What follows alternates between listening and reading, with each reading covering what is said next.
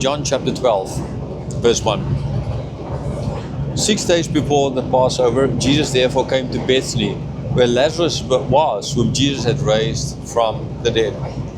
For those of you old enough to remember the A-Team, Captain Hannibal Smith used to say, and here I remember his name, although I'm so bad with names. Oh, by the way, that singer name I tried to remember in another video was Don Francisco. But that's not now the point.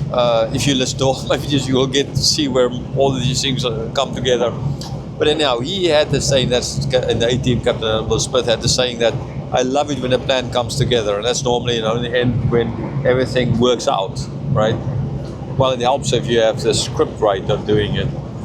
The timing for Jesus or crucifixion is very near, right? Soon you will die on the cross. But is everything in place for this to happen? There are still a few things that need to happen, a few people that need to be pushed over the edge. Jesus needs to be in certain places. Okay, I was just as well thinking,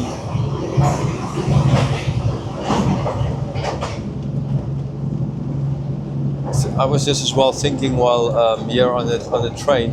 No, it's a little bit like how you need to you want to travel somewhere, right? Like we're not traveling. And by the way, the reason I'm doing this again here on the train as well is because some might say, no, this is not the word of God must not be taught this way. It's disrespectful towards God or any of those kinds of things. No, the whole point is I'm trying to show you that the word of God, like Jesus said, needs to go out into the world.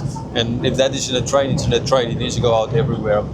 And anyhow, so when you plan to go somewhere, you can look and you can buy your tickets and everything. Okay. Now, so we bought tickets to go to Jakarta, and we were supposed to arrive at 8 o'clock. We arrived at 3:30 a.m. in the morning. So I thought we will see the crossing of the equator during the daytime. When we crossed the equator, we got there like 10 kilometers before this crossing, while it was still daytime. But then we stopped for an hour or two at a place to eat, so we missed it. And then I was like, okay, when we are on the ship, in the ferry coming over from Sumatra to Java, we will be able to see maybe Krakatau, the famous Krakatau. And again, we're supposed to be there in the daytime. We arrived at nighttime. The plan, everything seemed so perfect. None of it really worked out. Okay, it was not a nice trip at all.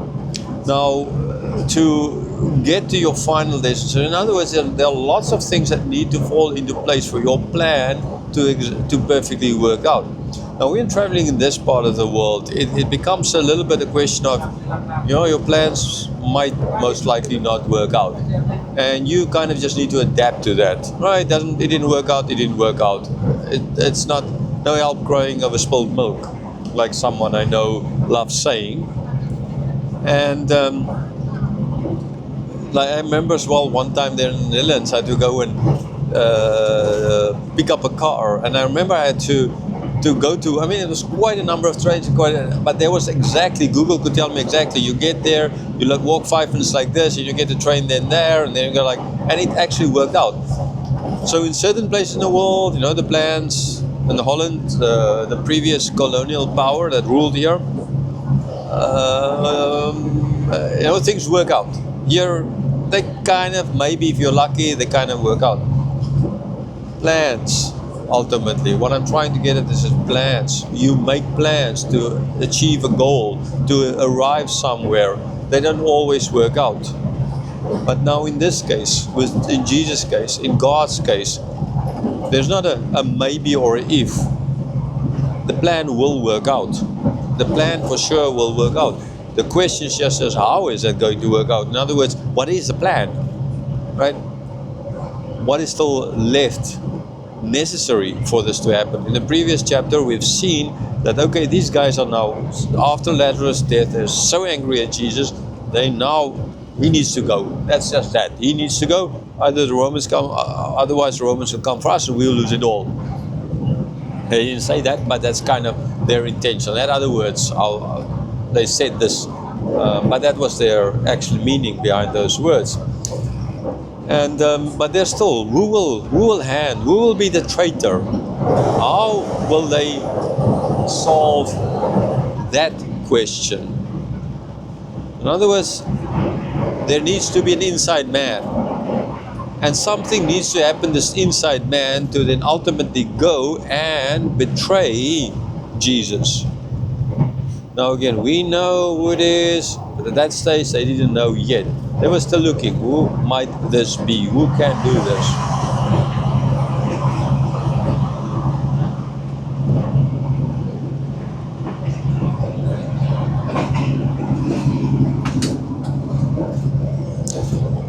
Sorry, just people coming and going, they don't know how to close doors. Grew up in caves, like my mom used to say.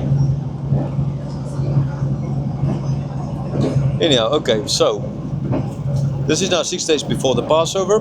They were wondering at the end of the previous chapter, is he going to come there? Or is he not going to come there?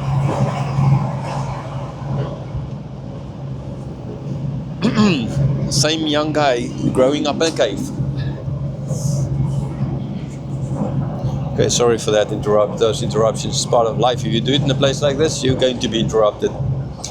Okay, so it's 6 days before Passover, and in the previous chapter we've seen they discussing, is he going to come or won't he come? Because he had to prepare as well the purification process before the Passover itself. And so now here in this chapter it starts off with 6 days before the Passover, Jesus did come. Okay, and he came to the house, or he came to where Lazarus was. Now it doesn't say that he came to his house, it just says he came to where Lazarus was. Which Lazarus? The one whom Jesus raised from the dead. Because we know there are not only one, there would not have been only one Lazarus on this planet. Okay, we see even in another story that Jesus told, the parable, he used to name Lazarus. So surely there's number of people. So he had to